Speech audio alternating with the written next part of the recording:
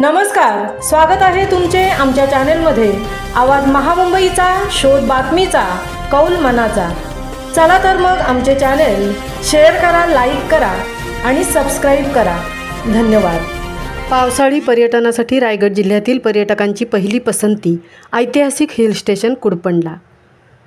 पावसाळा सुरू झाला आणि अनेक ठिकाणी धबधबे चालू झालेत। मात्र रायगड जिल्ह्यातील सर्वात उंचावरून 800 फुटावरून कोसळणारा कुडपण येथील धबधबा पाहण्यासाठी हौशी पर्यटकांची पावले कुडपण येथे वळली आहेत। अनेक जण मोठ्या ग्रुपने कुडपण पर्यटनाचा आस्वाद घेण्यास जात आहेत। समुद्र सपाटीपासून 2800 फूट उंचीवर असलेले कुडपण गाव एकदा पाहिले की तिथे पुन्हा पुन्हा जावेसे वाटते। सध्या वीकेंडला तर कुडपण पर्यटकांनी फुल असते। पोलादपूरहून महाबळेश्वरकडे जाताना पोलादपूर सोडले की लगेच उजव्या हाताला कुडपणकडे जाणारा रस्ता वळतो। नागमोडी वळण असलेल्या रस्त्याने जाताना मोरगिरी, खडपी, गांजवणे, देवपूर, गोळेगणी, परसुले ही गावे लागतात। नंतर क्षेत्रपाल फाट्यावरून सरळ उभी चढण हृदयाचे ठोके वाढवते। पहिल्या किंवा दुसऱ्या गिअरमध्ये गाडी कुडपण येथे न्यावी लागते। सुरुवातीला महावीर चक्राने सन्मानित सुभेदार कृष्णाजी सोनावणे यांचे स्मारक पाहायला मिळते। त्यानंतर जमिनीतून 800 फूट उंचीचा भीमाची काठी हा सुळका दिसतो।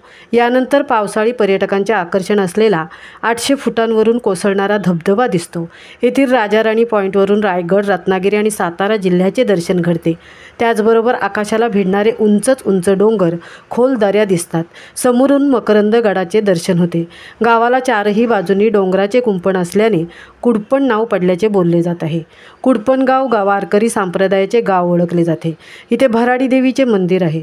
सुभेदार तानाजी मालुसरे यांचे मामा शेलार मामा यांचे राहते घर इथे आहे। तलवार, समशेर, बिचवा ही शस्त्रे आहेत। शेलार मामा यांची समाधी इथे आहे।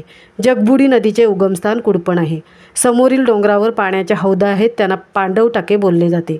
मात्र ते शिवकालीन आहेत का याचेही संशोधन होणे जरुरीचे आहे, कारण मकरंदगड, प्रतापगड, रसाळगड हे शिवकालीन किल्ले कुडपण जवळ आहेत। रामायणकालीन पार्वतीपूर हे देवस्थान कुडपणपासून जवळ आहे।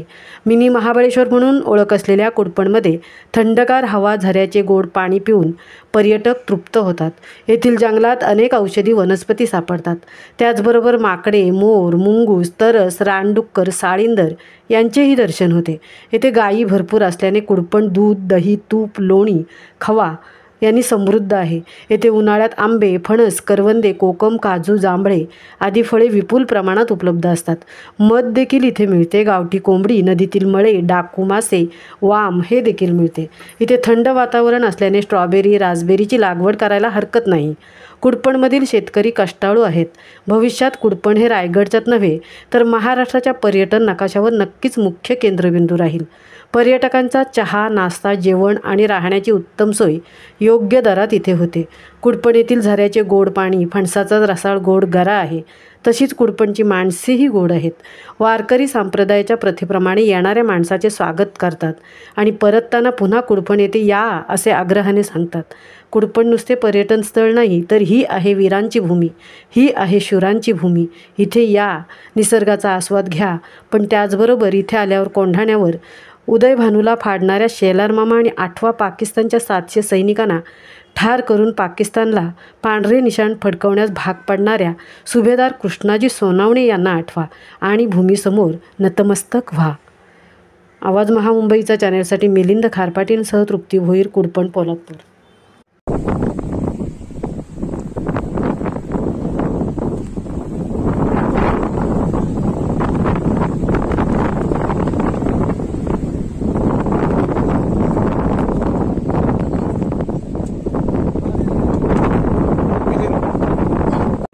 रायगड जिल्ह्यातील पवित्र शैवशैली ठिकाण म्हणजे कुडपण, आणि या ठिकाणी येण्याचा योग आम्हाला जो आला तो मिलिंद खार पाटील यांच्या वतीनं आला।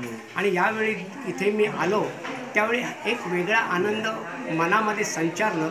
येतानाच शौर्याबद्दल प्रतिमा प्रत्येक कणाकणातून, मातीच्या वळणातून, रस्त्याच्या वळणातून आणि रस्त्याच्या चढीतून येत होती।